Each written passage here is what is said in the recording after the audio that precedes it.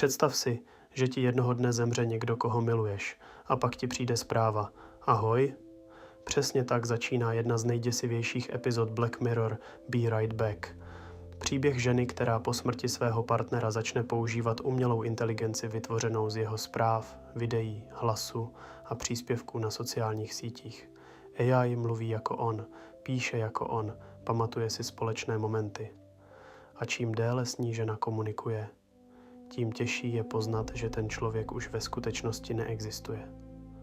Ale epizoda nejde jen k psaní zpráv, jde mnohem dál. Firma ženě pošle fyzické tělo, humanoidní figurínu, která vypadá jako její zesnulý partner, chodí jako on, mluví jako on, dokonce se s ním může fyzicky intimně zblížit.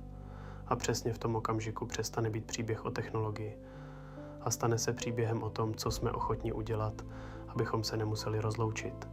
Nejděsivější na tom je jedno, tohle už dnes není sci-fi. Firmy jako Hereafter AI nebo Project December už dnes vytváří digitální verze zemřelých lidí na základě jejich zpráv, hlasu a osobních dat.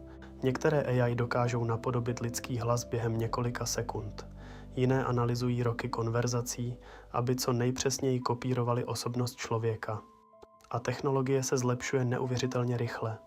V roce 2023 šla do světa aplikace, která umožnila pozůstalým doslova telefonovat se svými zemřelými blízkými.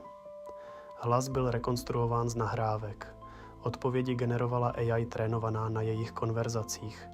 Lidé plakali. Říkali, že to znělo naprosto skutečně. Představ si, že bys mohl znovu slyšet hlas člověka, kterého si ztratil, zeptat se ho na radu, poslat mu zprávu, slyšet znovu jeho smích, znělo by to jako zázrak.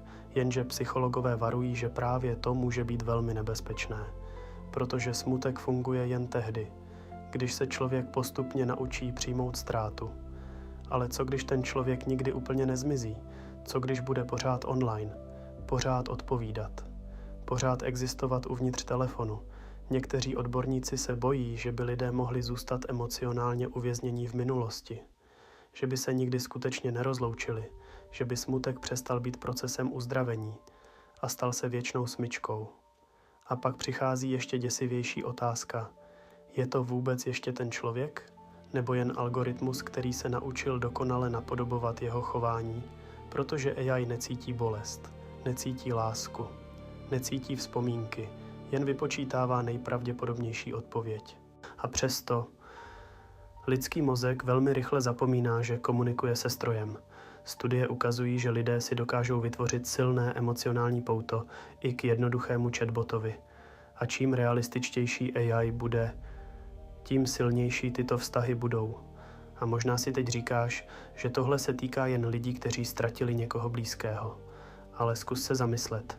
Ptal ses někdy AI na radu s osobním problémem? Svěřil ses jí s něčím, co bys neřekl ani kamarádovi? Pocítil si úlevu, když ti odpověděla přesně to, co si potřeboval slyšet? Pokud ano, už si ten vztah navázal. Možná si to neuvědomuješ. Možná to nepovažuješ za nic závažného, ale náš mozek nevnímá empatii podle toho, zda přichází od člověka nebo algoritmu. Vnímá jen to, jak se při ní cítí. A čím více času s AI trávíme, tím přirozenější ten vztah připadá.